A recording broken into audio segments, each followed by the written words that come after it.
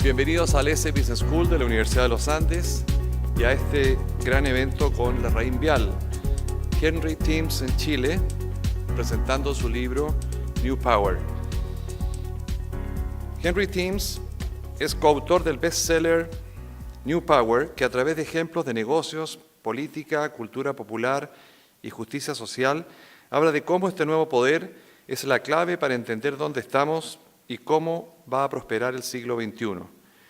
Timms es también presidente y CEO del 92nd Street Y, un centro comunitario dedicado a la creación de programas y movimientos centrados en el conocimiento y compromiso cívico, nombrado en la lista Most Innovative Companies por Fast Company.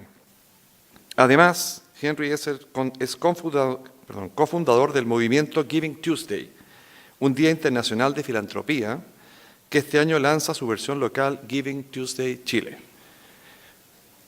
Vamos a escuchar ahora la presentación de Henry Timms y luego de eso vamos a tener un panel acá adelante con Fernando Larraín, presidente ejecutivo de LarrainVial, y quien les habla. Muchas gracias. Henry, por favor.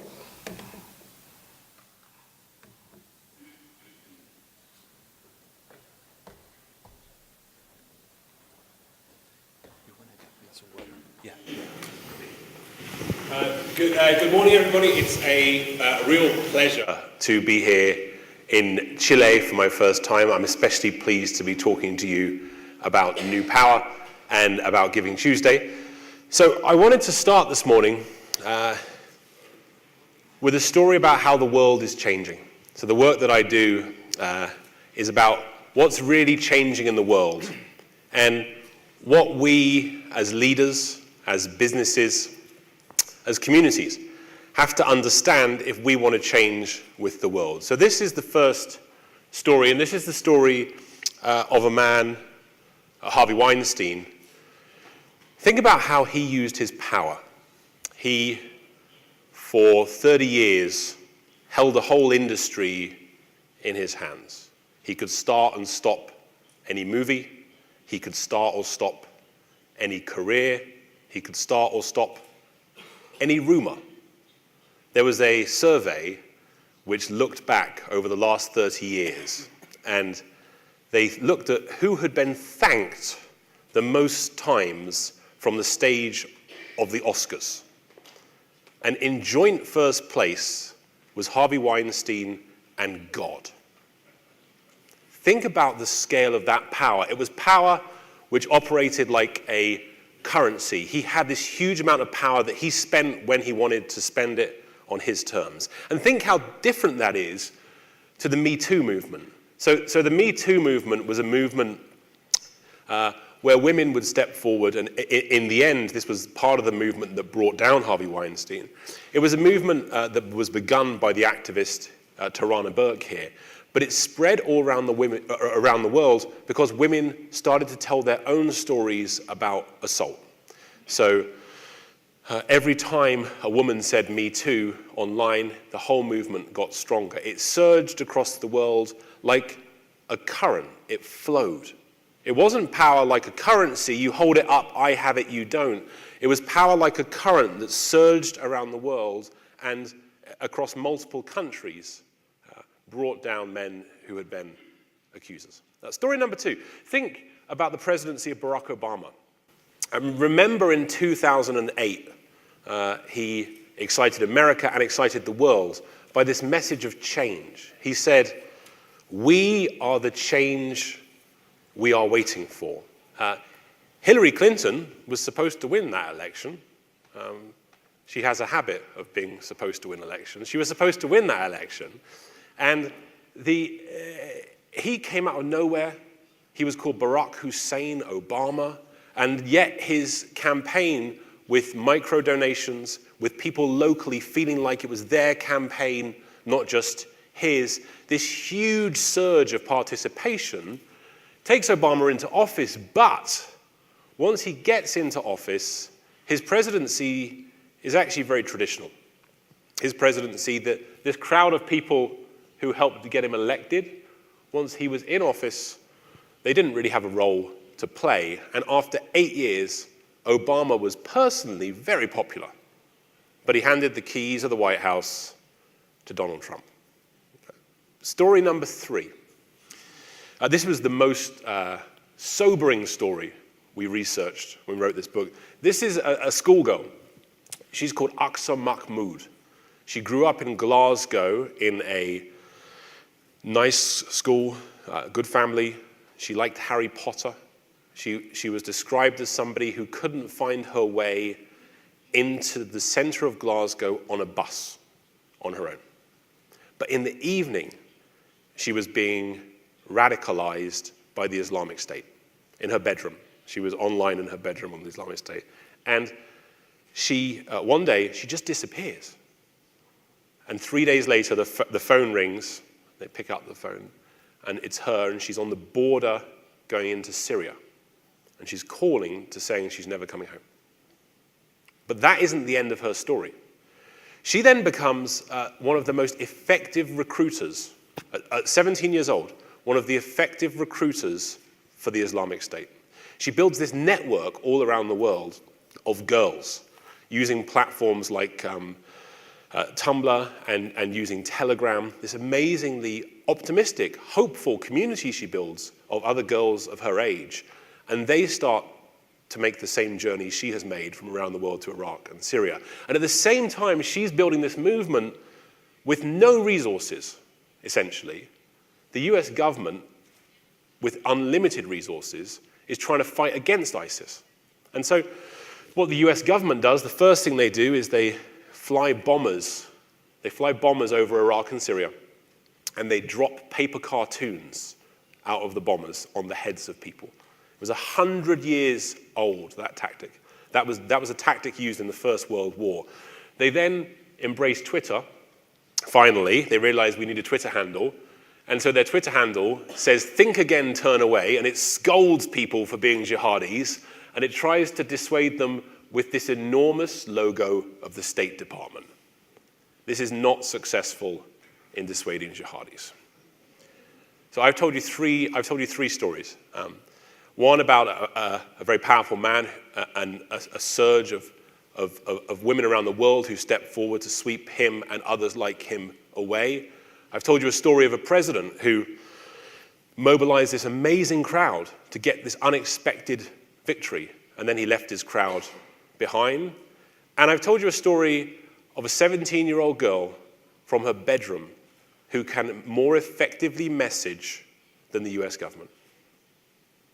So you're asking yourself, what does this have to do with business? And I would argue to you that this has everything to do with business. Because the trends that these stories represent aren't just the trends of the headlines in the newspapers.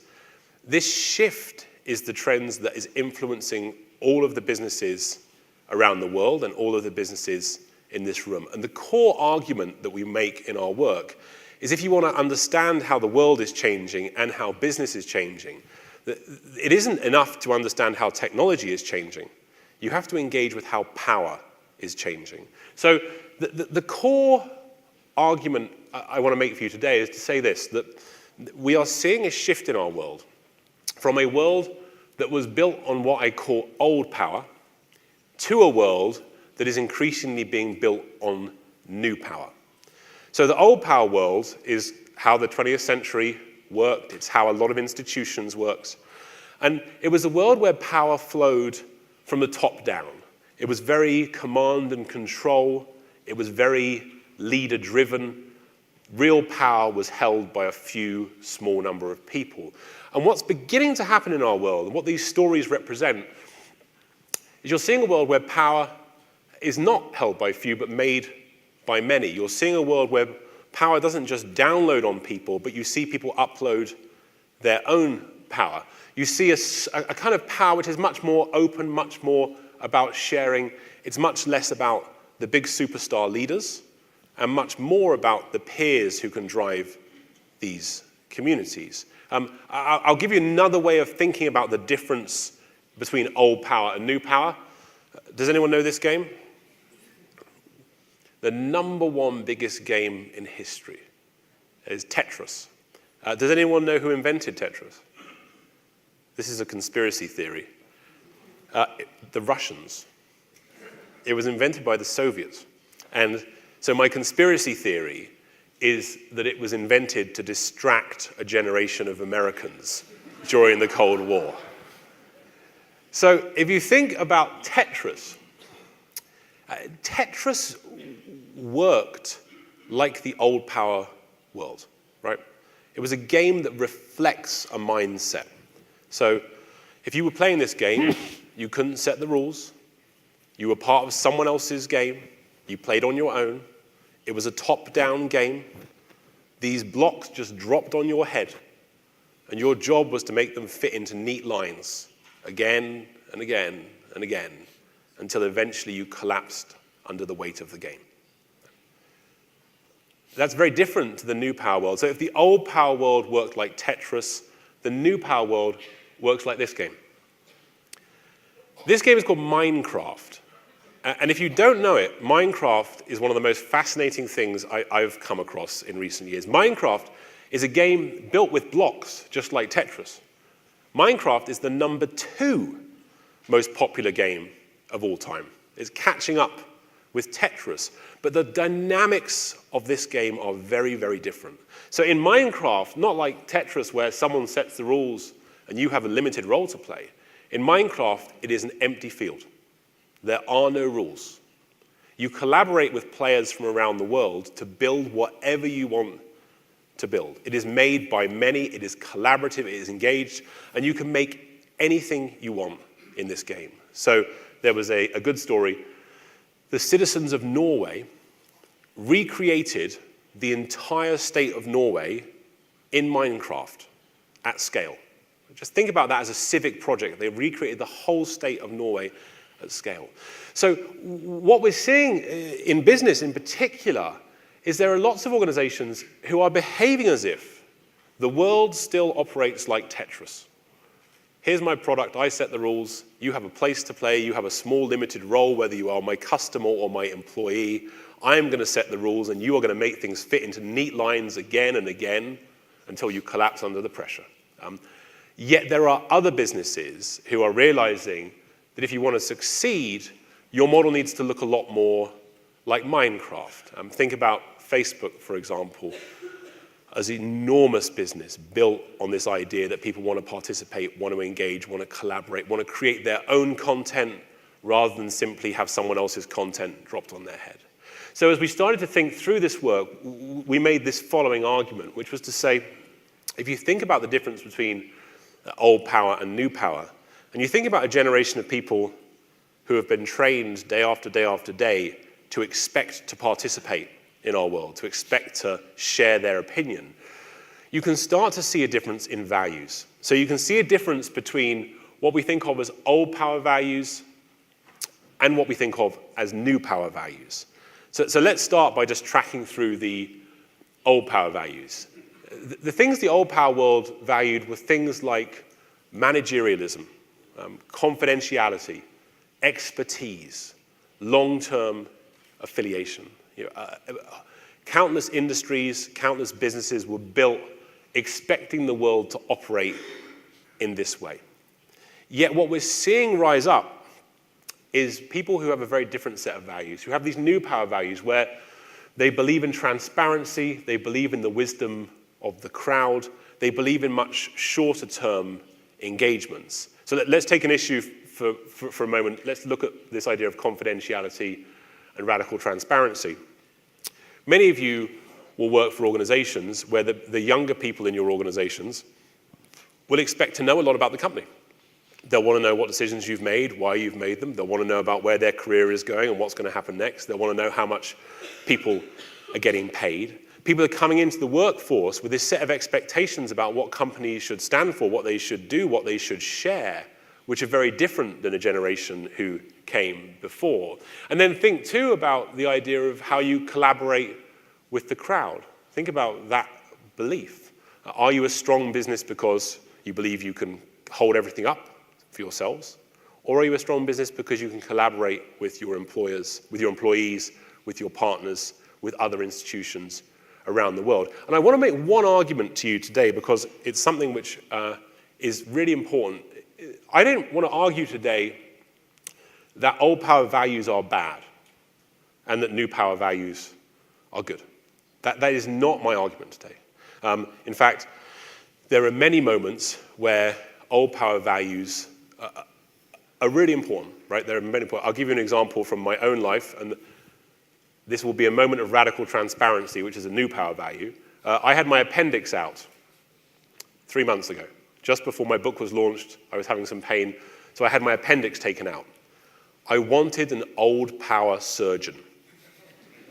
I did not want a group of people who had learned to become surgeons on the internet to come together at a weekend and crowdsource my surgery. So there are lots of things that really matter. And to make a more serious point about expertise, you think about our world now where experts are being left behind. You look at all the trust data, and the trust in business we know is flat or falling. Trust in experts is flat or falling. All around the world, people who have spent their lives learning truths, being empirical, thinking about reason, they aren't being listened to. And there are two responses to that. One response is everyone should listen to the experts. The other response is the experts have to change. The experts have to realize that in a world where people are expecting to play their own role, to be engaged, to have a role to play, in a world of Minecraft, simply being right isn't going to be enough. So we first started to work on the idea of old power and new power and this set of values for Harvard Business Review. And this is a hint for all of you. If you ever want to write for Harvard Business Review, you have to do a 2x2 matrix. Otherwise, they simply won't publish the article. So the first thing to do is your 2x2 matrix. So we put this together, which we have been working on for the last couple of years, to start to look at the business world and to start to map where companies are from a power perspective. So I want to kind of walk you through this compass. So the two things I'm tracking here, across the bottom, I'm tracking values. So do you have old power values or new power values? Do you believe in the old power world in things being closed up and confidential and it's all about professionalism and you? Or do you believe in more transparency? Do you believe more in the power of the crowd? Do you believe more in embracing the wider world? And then on the vertical axis, what I'm looking at is the model. So do you have a model like Tetris, where you drop things down and people consume them? Or do you have a model like Minecraft, which is built on the participation of many people?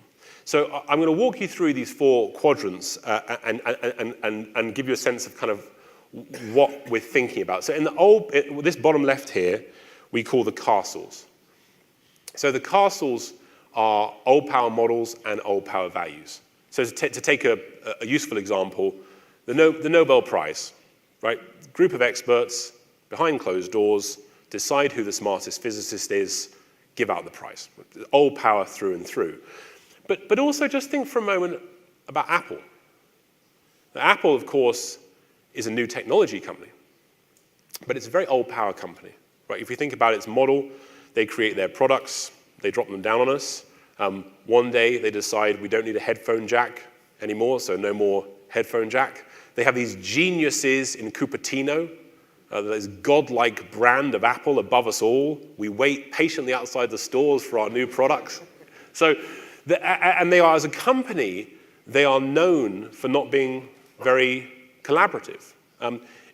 Yet, of course, they're one of the most profitable and largest companies in the world with this old power strategy, although I don't think we can all be Apple. In this quadrant here, we have cheerleaders. And so these are companies who have an old power model, but also new power values. So let's look at the company Patagonia.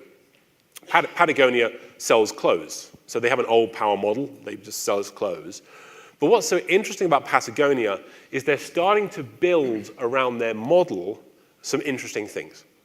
They've been radically transparent about their supply chain, even the bits of their supply chain which are uncomfortable for them. They're also now building an activism brand around their stores. They're building this idea that if you're a customer of Patagonia, you aren't simply buying something, you're a part of something much bigger. You're engaged in some much more meaningful ways. And then the top right, we see what we call the crowds. And this is where new power models meet new power values. So at the extreme, you see some of the big social movements around the world. Think about Occupy Wall Street, Black Lives Matter, Me Too. I'd note as an aside, it's interesting that the 3 biggest protests in US history have been in the last 18 months. Just think about that in terms of the scale of some of these forces, how they play out in the world. And of course, those forces aren't just shifting society, but shifting business. So if you look at an organization like Airbnb, Airbnb is a perfect example of a new power model. So they are only able to exist because of the participation of guests and hosts all around the world. But what's so interesting about Airbnb is how they are trying to manage a community in a more new power way. So that the CEO of Airbnb is not, his title is not CEO, it's Chief Community Officer. Airbnb is spending a lot of money to try and encourage local hosts to form their own communities around the brand, to genuinely feel part of a bigger audience. And this is having some meaningful effects. So there was an interesting case recently in California. There was some legislation that Airbnb didn't like. And was going to damage their business. So they did what any of us would do. They called their government consultants, and their government consultants called some politicians. But they did something else too. They engaged their crowd, they engaged their hosts and their guests to mobilize on their behalf. And their hosts and their guests knocked on 250,000 doors on behalf of the company. Question for you to think about. Businesses in this room, how many of your customers could you mobilize to fight your regulatory battles? Top left, co-opters. We think this is kind of the most interesting space. This is the most interesting space in my mind on this grid, which is organizations who have a new power model, but actually have quite old power values. So let's think about Facebook for a second. Facebook has, from the model, its business model, or its operating model, has been amazing from a new power perspective, right? If you think about Facebook without us, it's empty. There is literally no Facebook without participation. We are the raw materials of Facebook. And they've got 2 billion of us. There are 2 billion people now on Facebook on a regular basis engaging in all these ways. But the model may be very new power, but the values of Facebook are very old power. So they're very secretive. The governance of Facebook is held up in a small number of people. The algorithm of Facebook that will change all of your lives today. You have no idea how it operates, what it does, how it works, what influence it's having on you. And the economic value of Facebook is not shared with the people who create it, but it's shared with a small number of shareholders. So what's becoming very interesting in this quadrant is you're seeing these companies who have built these huge fortunes on new power beginning to start to fight with their communities who are saying this isn't a fair compromise. Look at the movement against Uber around the world, where you're seeing Uber, its customers are turning against it, its drivers are turning against it, local authorities are turning against it. They're getting caught the wrong side of their crowd. So my session this morning is about participation. So it would be wrong for me to simply talk at you for 40 minutes. So I'm going to encourage you now to have a 4-minute conversation with the person next to you. And here's the question I'd like you to think about. I'd like you to think about your own company. Think about the business you're involved in. And think about where you are now, today. Where are you on this 2x2? And then think, where should you be? I want an aspiration. Where should you be if you had complete power over the world? Where should you be in 5 years' time? Those are the 2 things I'd like you to think through. And I'm just going to refresh you on you can see the models here, right? So this is the old power model is you have a model which is you're just kind of putting things on people's heads. New power model is you're engaging the crowd. Old power values, very closed up. It's all about confidentiality and managerialism. New power values, you are much more about transparency in the crowd. So please introduce yourself to your neighbor and let's have a 4-minute conversation about where you are now and where you should be in 5 years.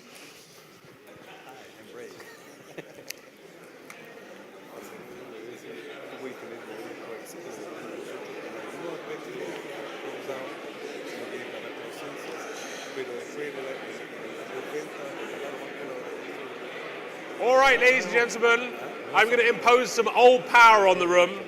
Everybody stop talking. That was command and control. That was old power. Old power pushing back against the power of the crowd. All right, so let's do a quick survey. Let's do a quick survey of the room. Who in the room right now thinks their organization is in the castle quadrant? We're all coming together, it's fine, it's happy to admit it. The whole balcony is full of castles. All right, good. So with balcony, castles, who here is in the cheerleaders right now? We've got a couple of cheerleaders through, okay, good. We're getting some more. Who is a crowd? Do we have some crowds? No, right? One, perfect. We have one crowd, so you get to talk later. And then who bravely will describe themselves as a co-opter? We have one co-opter in the middle. I will say that with American business audiences, the enthusiasm for being co-opters is quite high sometimes. People quite like that idea. All right, so question number 2. This is the question about where you should be in 5 years' time. Who thinks in 5 years' time you should be in the same quadrant as you are now? 1, 2, 3. All right, so I'm going to go for that fair 97% of you realize it's going to be important to make a shift. Does anyone want to tell me, maybe we'll hear from a couple of, would anyone like to tell me about their company and their journey, where they are now and where they're going over the next 5 years? Anyone feeling brave to tell me about where they are? Anyone who's either the boss or their boss isn't in the room?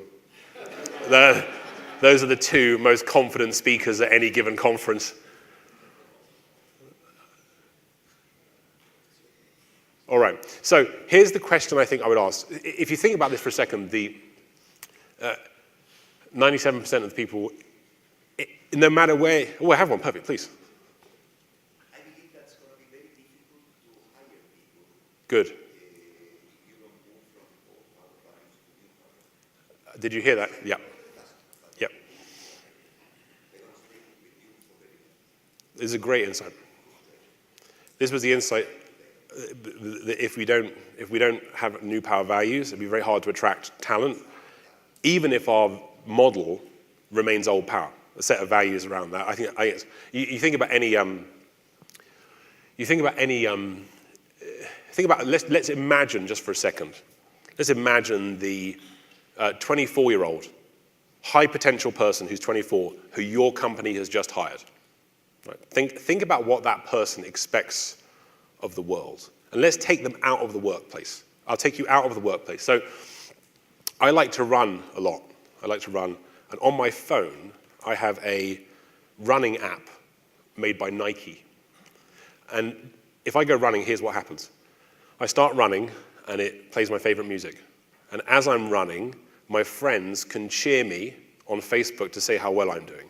It then tells me how fast I'm running and congratulates me. And at the end of my run, an Olympic gold medalist in my ear will tell me how great I am. It's a pretty good feedback loop, right? And you think about, if I take a picture now on Instagram of me with this audience, if I take it right now, and I say, here I am in Chile with business leaders, by the end of this speech, 150 people will have put a heart next to it. 4 people would have put a comment saying how great it is. And it will feel great to me. And there's a generation of people who are used to everything they do being validated in a very positive way, immediately by their peers. And then they get into the workplace. So they leave this world of these beautiful feedback loops, these positive communal feedback loops. They enter the workplace. And then what happens in the workplace is they say, hey, I've got an idea. And their boss says, well, that's great, but you're not in the idea program. You've got to finish the program first, and then in 2 years, you'll be at the right level. Then you can put your idea forward. Or their boss says, hey, I've got an idea, boss. And they say, well, send it to me. And a week passes, and they say, have you seen my idea? And they say, well, I've been at a conference. I'll get to it next week. And there's no feedback coming back from there. And then they say, well, I want to try this new idea. I was talking to a young woman AT&T recently. I do some work with AT&T. And she's 24, and she had seen that she had this system, this reporting system, that was not working. And so she taught herself to code at lunchtimes. So she could then she then built a new reporting system to replace the internal system at AT&T, and the one she built was much better. Think about her as an employee. She does not expect to stay in her lane. She expects to have this freedom to operate, this freedom to maneuver, this freedom to engage. And one big challenge to companies is how we're going to provide her that space to engage more broadly. There's an interesting, one of the companies I like a lot from a new power perspective is LinkedIn. So LinkedIn has this idea, to address your point, that they don't have contracts for life. They don't say to people, they say the big myth in business is we treat business as if it's a marriage. You start at a company and you're promising you're going to stay forever. They have these, they call them tours of duty. And a tour of duty is, you do a contract with the business which says, I'm going to stay for 3 years, we're going to do this really valuable project, here's what the company's going to get out of it, here's what I'm going to get out of it, and at the end of it, I'm going to go do something else. Now what's interesting about that is it provides the kind of feedback loop that young people like. And what's even more interesting about that is people then don't leave. LinkedIn has very good retention. And one of the reasons it has so much retention is it's always preparing for people to leave. So as we think about this shift, I want to take you now, one of the questions I think is how do you do this? Right? How do you do this work? If you want to shift, 97% of you want to move. If you want to make this shift, how do you go about doing it? And I want to tell you a story from NASA, which I think helps to think, especially given we have so much senior leadership in the room, it helps you think about how you can start to think about these changes inside companies. So NASA had this big problem. They were being accused of not being very innovative. They were seeing they were falling behind. And so they had this idea that they were going to, this is the Kennedy Space Center, they wanted to experiment with open innovation. And open innovation, which is very popular, increasingly popular in business, is this idea that you put out problems for people all around the world to solve for you. So NASA lists its 7 biggest problems, and they put it out for the world to engage. And something really interesting happens. They start to get these amazing answers from people all around the world to some of NASA's biggest problems. So this is a sunstorm. And these sunstorms fly through space at millions of miles an hour. And so they're a big problem for space travel. And the best algorithm NASA had could predict these about an hour before they happened. And they got it right 50% of the time. And then there was a guy in his shed in New Hampshire, a retired guy, who sent in his own algorithm, which could predict these 8 hours before, at 80% accuracy. Pretty amazing, right? And his wasn't the only one. They got really a high degree of great solutions to NASA's problems. So they got very excited about this. They had this big meeting, and the head scientist at NASA said, great news, everybody. We're going to transform the organization. We're going to engage the crowd. We're going to bring all these people into our work. The White House got excited. There was a big press release. And in that meeting, everything went wrong.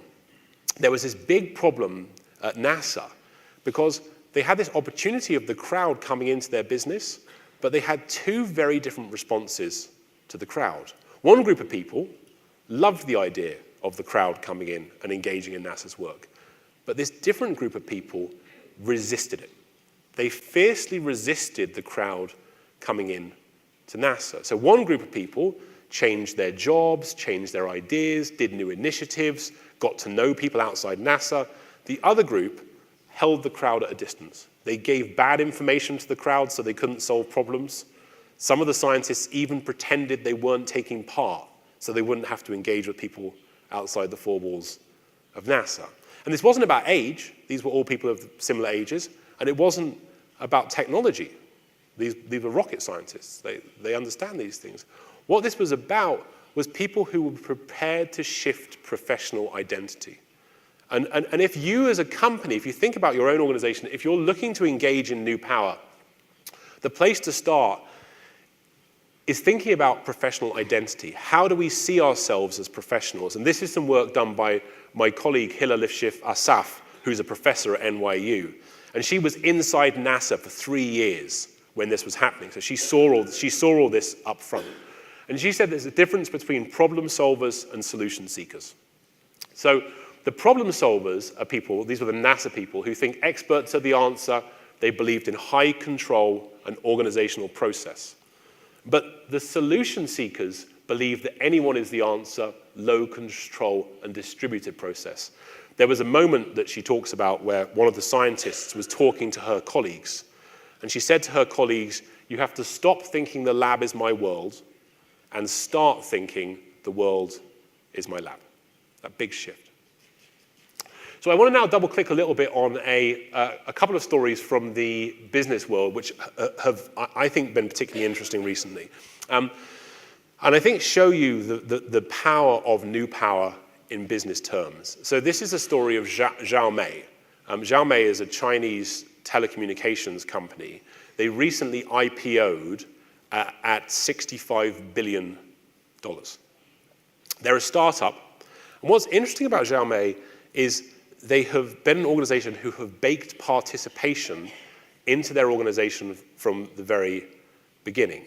So these people here are their fans. These are called the Mi fans. Xiaomi, these are Mi fans. The people who are their customers have this cultural identity. They're meeting up and having parties and events all around China, self-organized, not organized by the company, organized by themselves. Another question, who in this room thinks they have customers who would organize events around their brand for them? Not so many, right? So all around the country, these Xiaomi have this very kind of cool identity tied to the brand. They feel like they're part of this kind of big, engaged community. What's interesting about Xiaomi as well is every Friday, they open up their user interface and they let their community suggest improvements to their product. They've estimated now that their CEO says it's like having an R&D of 400,000 people. Because his crowd is doing the work of improving his product. They're also doing the job of selling his product, because Xiaomi is spending less money on marketing than its competitors, and the reason for that is the fans are doing the work for them. And even Xiaomi as a company, what they really embrace, they say to their engineers have to spend half an hour every day engaging with communities online. The engineers have to engage with this world outside them. And they have built a $65 billion business because they've realized that the superpower for companies in the 21st century is this ability to mobilize the crowd. And the way we think about this is this equation.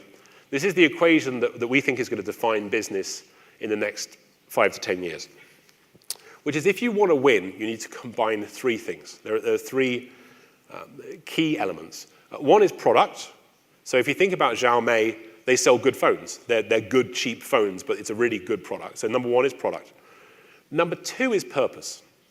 People expect to feel part of something. They want to feel like they're engaged. They're part of something bigger than simply buying a product. Think about my Mi fans. They're organizing events around their brand when they're feeling very much a part of something. But most importantly, then, is participation. Do you give people a meaningful role to play in your organization? What is your crowd doing to take your work further? And I want to give you an example of this at work. Does anyone remember this ad? This was an ad for Pepsi, which went very badly wrong. So Pepsi, they were trying to work out this world of participation. This was the Black Lives Matter was at its height in America. And this ad was of Kendall Jenner, who is part of the Kardashian family. She's a celebrity. And there was this big the commercial was like a top-down protest. There's like a Hollywood-produced commercial. There were all these people in the streets holding signs saying, "We are a movement." And it looked like it was going to be really unpleasant and there was going to be a big fight.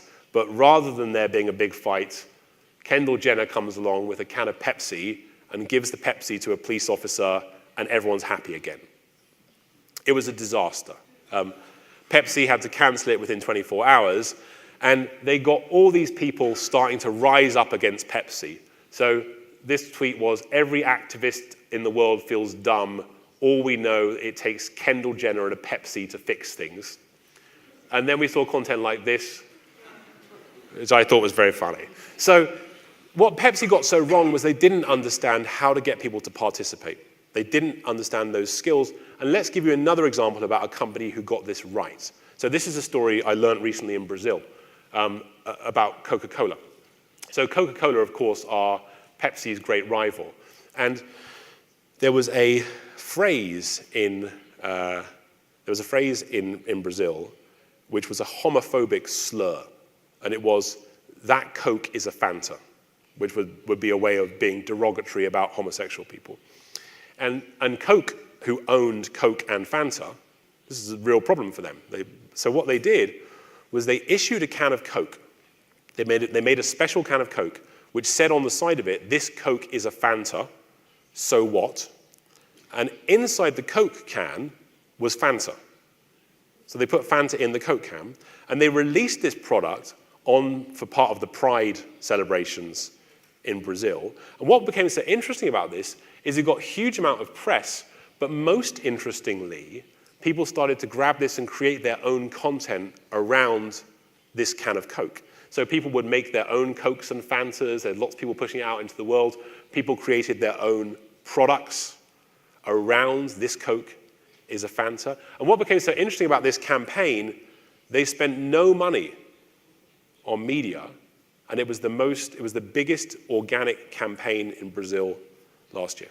1 billion media impressions. And those things, I think, speak to the core of the work that I do, is to make one simple argument, and it's the argument I would make to all of you, which is the future is a battle for mobilization.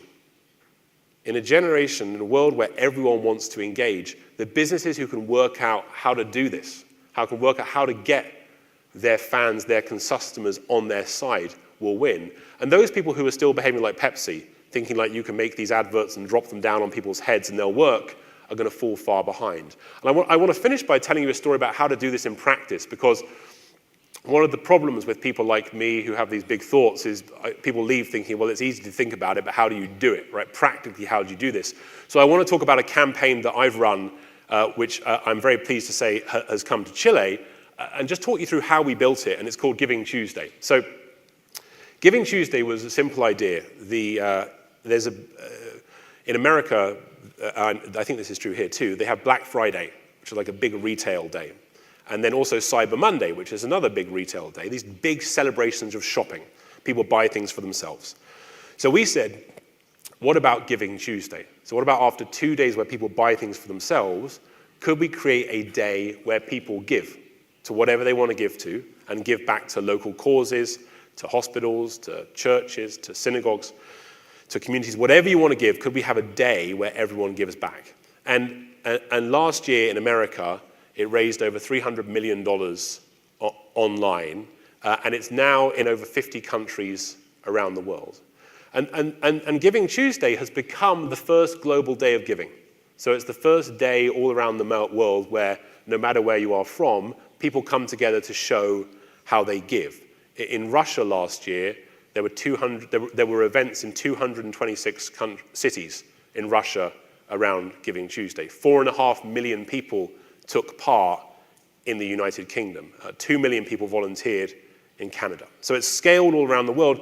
And the way it scaled was by using this. So this is what we call the participation scale. And with my co-author, Jeremy Hymans, we developed this. And the participation scale is the way I would encourage you to think about how you involve people in your work. So in the old power world, we didn't ask people to do much more than this. You comply or you consume. We didn't ask a lot of the world. But in the new power world, there are lots more behaviors that are starting to shift outcomes. So the first is sharing. So we see this all the time, getting people to share content and ideas. Giving Tuesday didn't have a marketing budget. 1 out of 2 Americans now know what Giving Tuesday is. It trends #1 globally every year. But it's not superpowered by our PR budget. It's superpowered by people like this. I may not be famous, I don't have $1 million, but I can help change lives on Giving Tuesday. We also saw affiliating. What's increasingly happening is online is you're seeing people wanting to put themselves next to causes. They want to tie themselves to things that matter. So this is someone who had special education, who is tying herself to Google and Donors Choose around Giving Tuesday. And then most interestingly, we saw adapting. So with Giving Tuesday, people started to take Giving Tuesday and take it somewhere unexpected. So I live in New York, and the first Giving Tuesday, we had organized for Mayor Bloomberg to be the first mayor to declare it Giving Tuesday. We had a press conference planned, and we had a big proclamation. And the day before that event, this came in on Twitter. This is the mayor in Arkansas. He's in Arkansas, Branson, Arkansas. This is the mayor in Branson, Arkansas, who became the first mayor to declare Giving Tuesday. The day before our official event was supposed to take place. So on one level, this was a disaster. It was very embarrassing with Mayor Bloomberg. But the other level, this is a sign that this is working. What you're seeing is people are grabbing your idea and taking it somewhere else. We use this phrase all the time. It's only a movement if it moves without you. It's only a movement if it goes somewhere you didn't expect. And then further up the scale, we've seen people funding this as now Giving Tuesday set the world record for the most funds raised in a single day via PayPal. And at the very top of this scale, what began to happen is people started to produce their own assets to make Giving Tuesday stronger. So in Canada, this is a group of people. Again, we don't know any of these people. We've never met them. We've never communicated with them. All the bus companies in Canada put Giving Tuesday on the front of all the buses. Different groups started to come together to support Giving Tuesday. So Latinos around the world came together to show how generous the Latino community was. And at the very top of this scale is really what brings me to Chile, which is you get to a point where other people own this idea as much as you do. So if you think about this, here's our Giving Tuesday step and repeat over here. What's so interesting now is in all of these countries represented by Giving Tuesday, in every country, Giving Tuesday is different. It's not like a franchise where everywhere it's the same. It's like a movement where everywhere it gets to be different. Whichever country it's in, it behaves to reflect a local community. So in Russia, one of the problems they have is there's not much of a culture of giving. So in Russia, they use Giving Tuesday to get people talking about why they give in meaningful ways. In England, they're using it to try and strengthen communities. They talk about how important it is for people to do good things. So this year, on November 27th, in Chile, we'll be having Giving Tuesday as a new power idea. So my invitation to all of you is think about your own companies and think about what you can do to show your purpose on Giving Tuesday. On this day when all around the world, people will be stopping to show how much they care, what they give in. What are the things your company could do on Giving Tuesday this year, which could help demonstrate what you stand for as a company, what Chile stands for as a country in terms of generosity, but also stands for something else that I think is very important right now. In a world that is so much closing up, we're so much getting disconnected from each other. Moments like Giving Tuesday show that these movements can connect us all in powerful ways around the world. It's a real honor to be here with you today. I know we're now going to have a conversation about some of these ideas in the books. It's a privilege to be here at the university and here in Santiago. Thank you.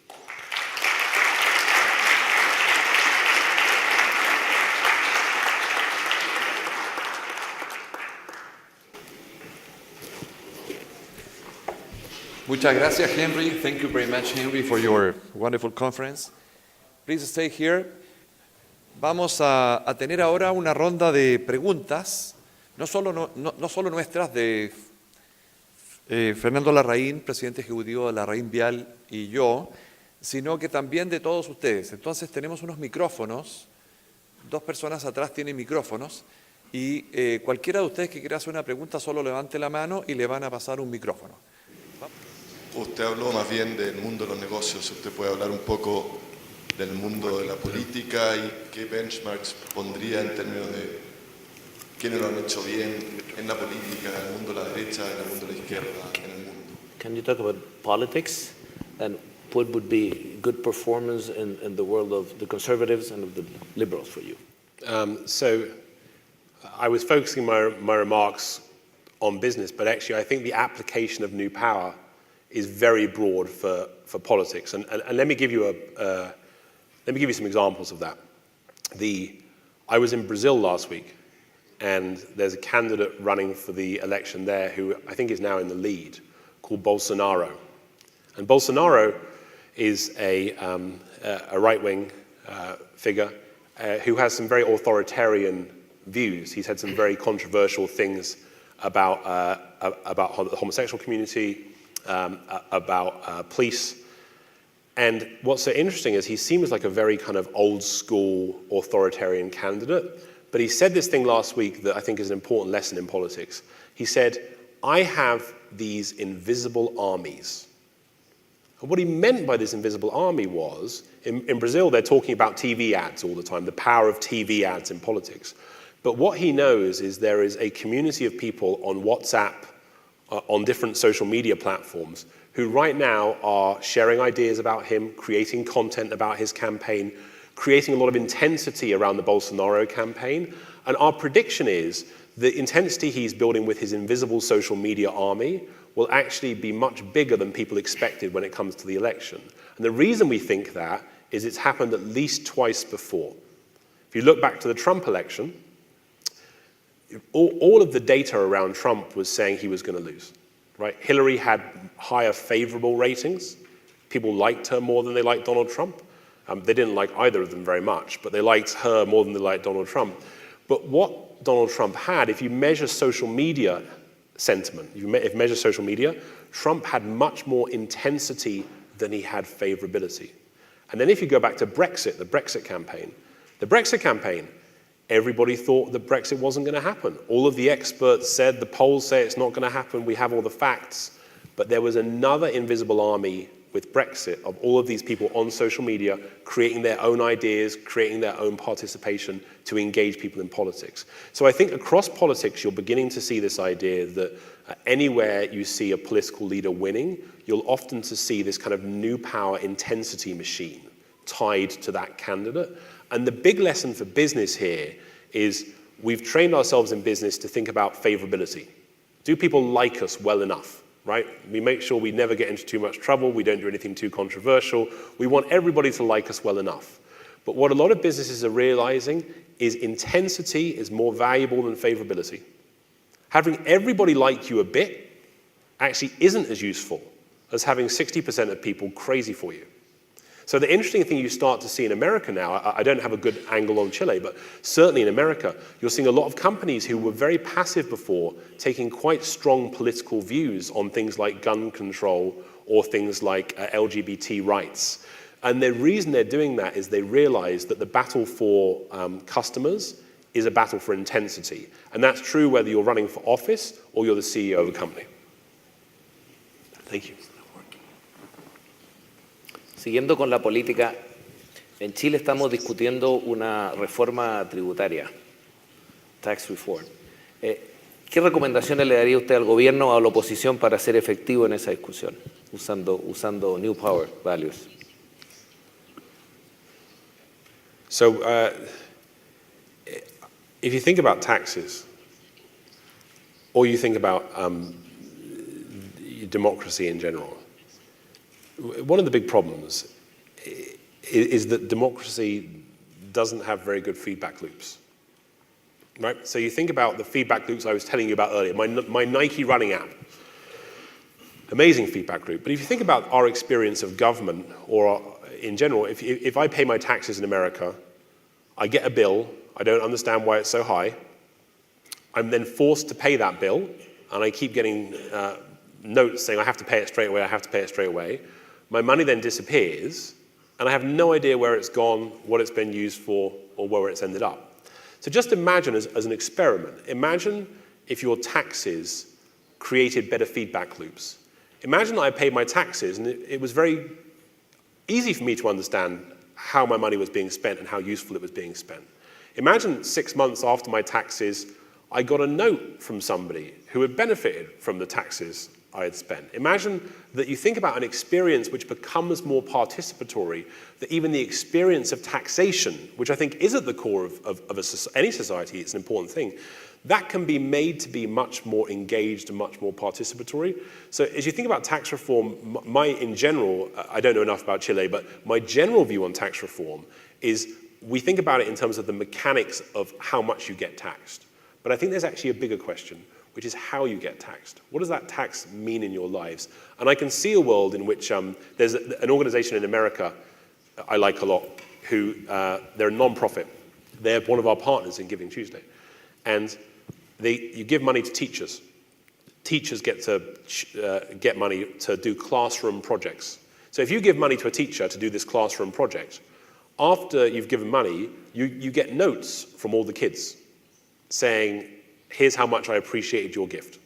And they have such a high retention rate of donors, and the reason for that is they create these very meaningful feedback loops. So I would start tax reform with that.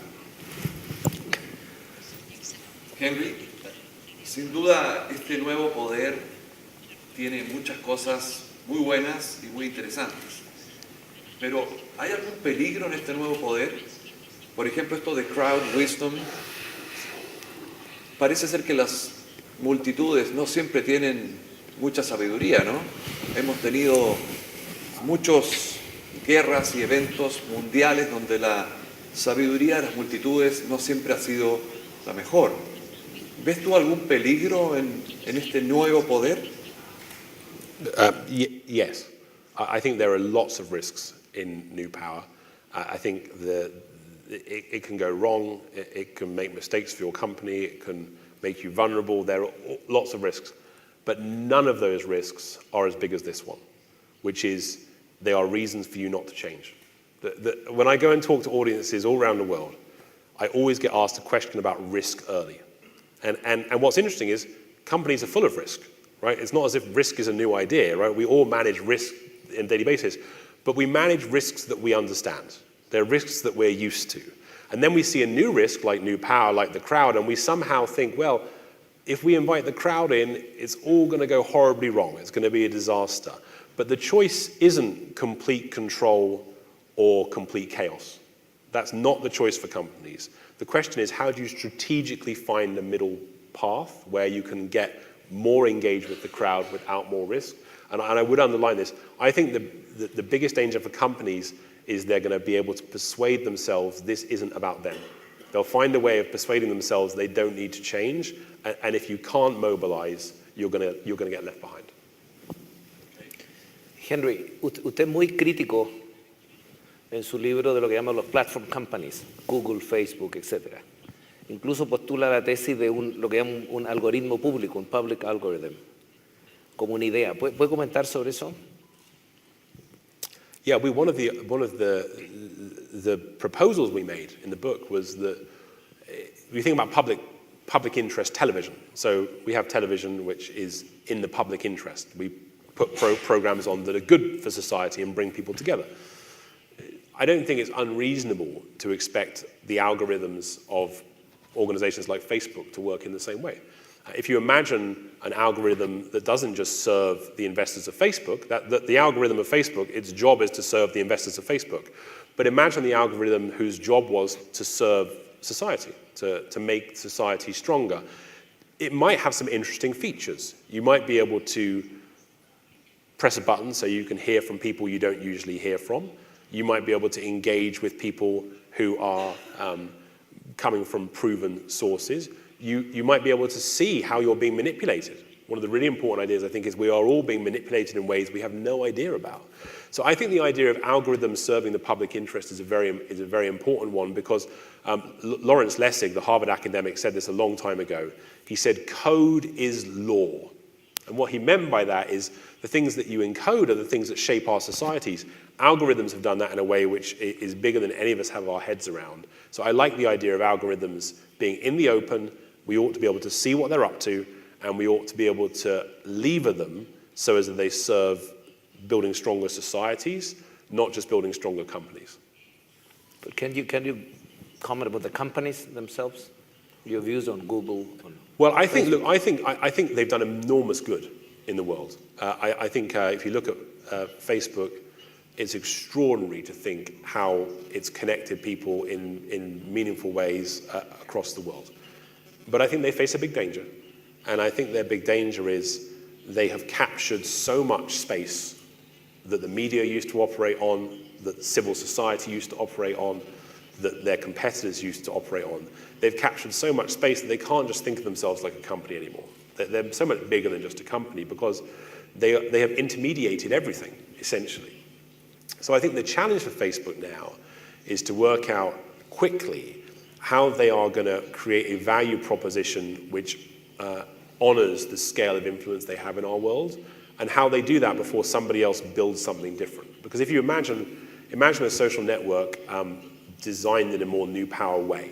Imagine a social network which was open, that was allow people to leave. It's a really important idea with platforms. You get stuck on them. It's very hard to get off them. But imagine being able to get off one platform and go to another. I think there's a whole raft of ways we could actually reform the platforms themselves that would allow everything else to be fairer. Una pregunta ahí. Una pregunta. Tiene que ver con los valores del nuevo poder.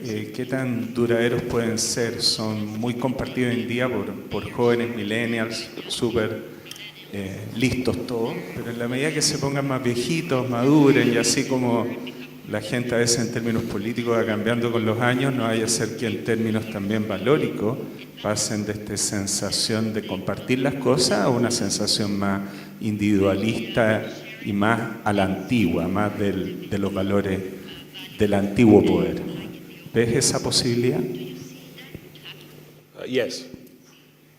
I think companies, the rate of change, we all know the rate of change is just speeding up and speeding up and speeding up, and I think that's going to continue to happen, which is why the great skill is the agility for companies to be agile, to be able to constantly change to meet their consumers.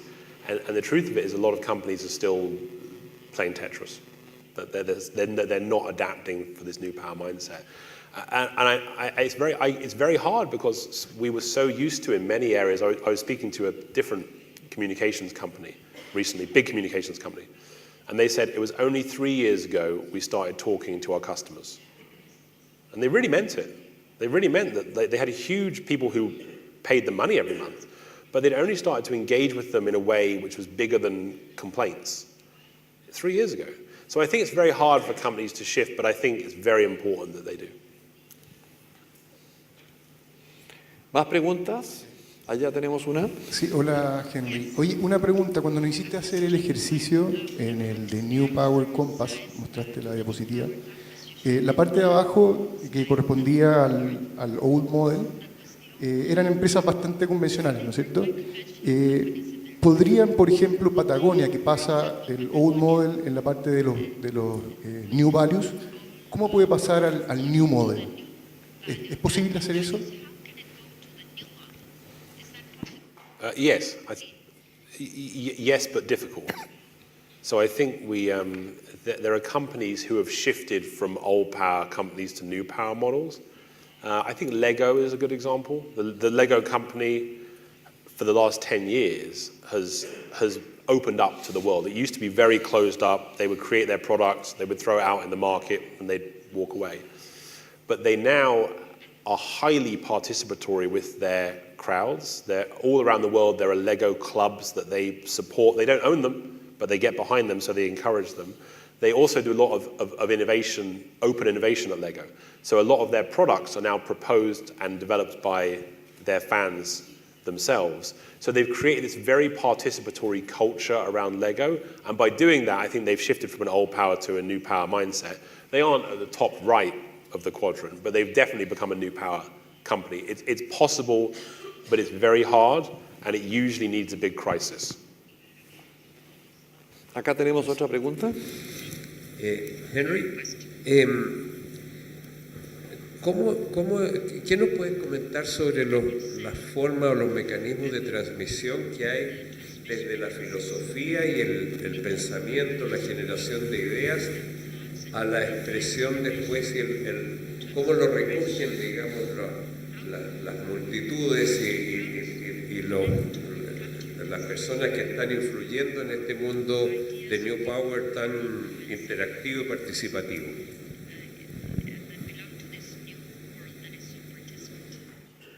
Well, there's one group of people where trust is growing, and it's people like you.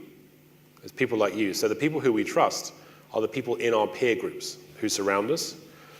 It's not the people up there. Right? For a long time, the old power world, we trusted the people up there, but our trust now moves sideways. Our trust moves with our own peer groups. So the question then, I think, becomes, how do you create, for companies, the question becomes, how do you create products and ideas and campaigns that move sideways, that pass from peer to peer to peer to peer, not you simply buying a radio ad, you buy your ad on the radio and blast at everybody. How do you get people to share your idea on their terms?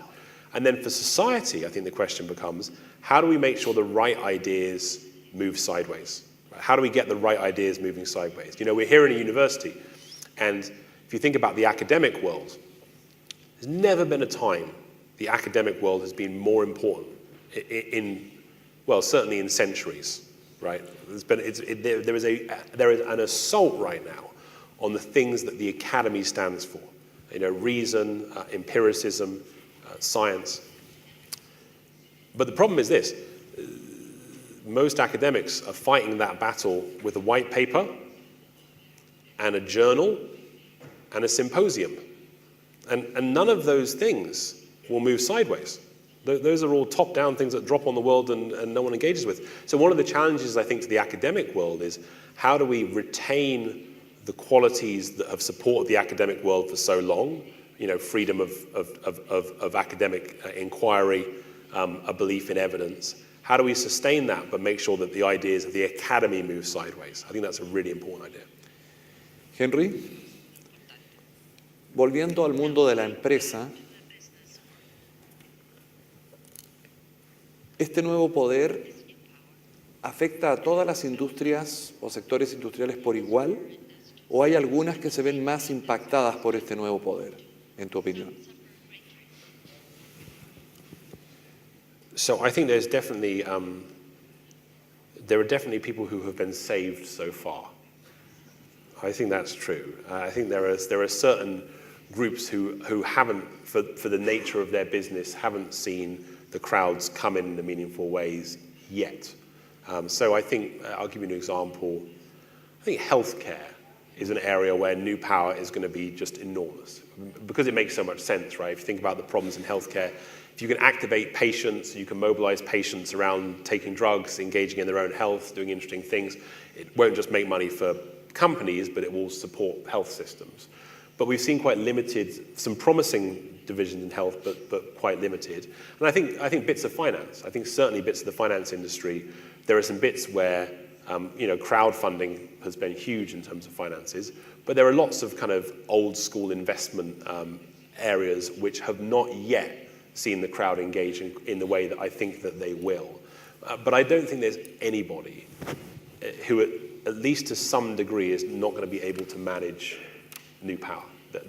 Even if it's just for your marketing, everyone's going to have to be able to have some of these skills, otherwise they'll fall back. But I would predict new power is coming for your business model soon.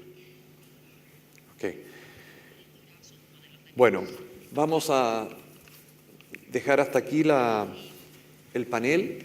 Queremos agradecer muchísimo a Henry Timms por esta magnífica conferencia y por responder nuestras preguntas. Quiero agradecer también a Fernando Larraín, que nos ha acompañado en este panel, y por supuesto a LarrainVial. Muchos agradecimientos por organizar esta fantástica conferencia. Muchas gracias y tenemos afuera un cafecito para compartir. Muchas gracias. Muchas gracias.